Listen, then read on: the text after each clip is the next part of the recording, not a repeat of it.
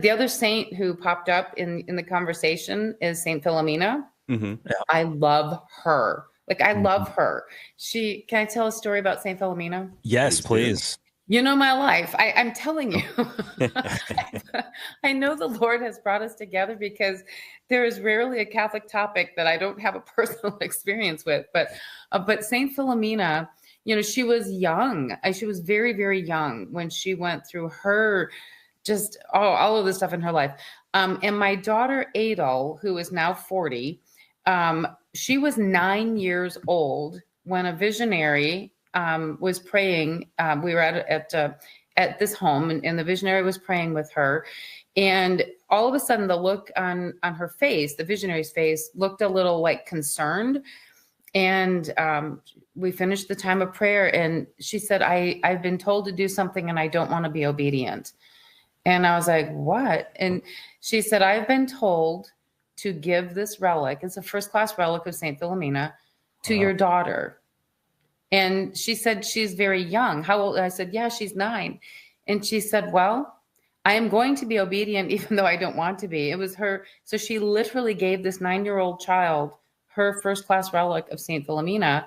And with it came the duty to pray every day. And the intercession of Saint Philomena for children in particular has been amazing to see some of the things. I mean, one young lady in particular, and it was precious because here's this 9-year-old child. She's not like, theologically trained, she's not going to have these, extravagant words that she's going to pray over someone. Her idea of praying with you was, okay, sit down. she would have you hold the relic, and then the prayer that she would say was always the Our Father, Hail Mary, Glory be. And she would just lay her hand on your shoulder, or sometimes she would just fold her hands in front. And then she would say, Dear Saint Philomena, you know what is needed most. Thank you for answering. Amen. And that was it. And so this lady called one day, and she's like, could your daughter pray for my daughter? Because, word was getting around Flagstaff that, she wanted to pray for people who were sick. And so this little girl comes over, and she was maybe, I don't know, 11, the little girl and it was a serious thing. Like, she had her body was attacking her own organs. So it was attacking her kidneys and liver. And there was nothing that the doctors could do. They had done everything they could. And it was just a matter of, she is eventually going to die from this. And so my daughter prayed with her, and she did that same little thing. She's like, you hold the relic and I'm going to pray. And it took all of maybe 20 seconds, for her to say her little prayer. And then the couple of minutes for the Our Father, Hail Mary, Glory be. And she goes, okay. And the mom looked at her and she goes, that's it? That's all you're going to do? And she's like, that's all we have to do.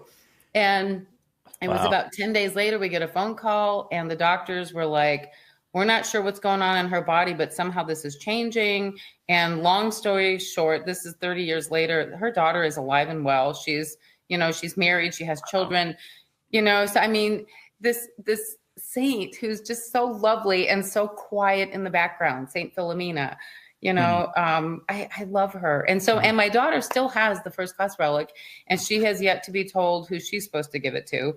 But she prays. I mean, she prays through the intercession of this sweet, beautiful Saint Philomena. And then, Lucy, Saint Lucy, who we her feast day today, and the beauty of Shelley choosing her as her, patron. And because of light, Lucia, the light, and the light that she brings into the darkness of sin, the light that she brings into our world of joy, in her life, that example of something so difficult and yet loving the Lord till the end. I mean, we're so blessed.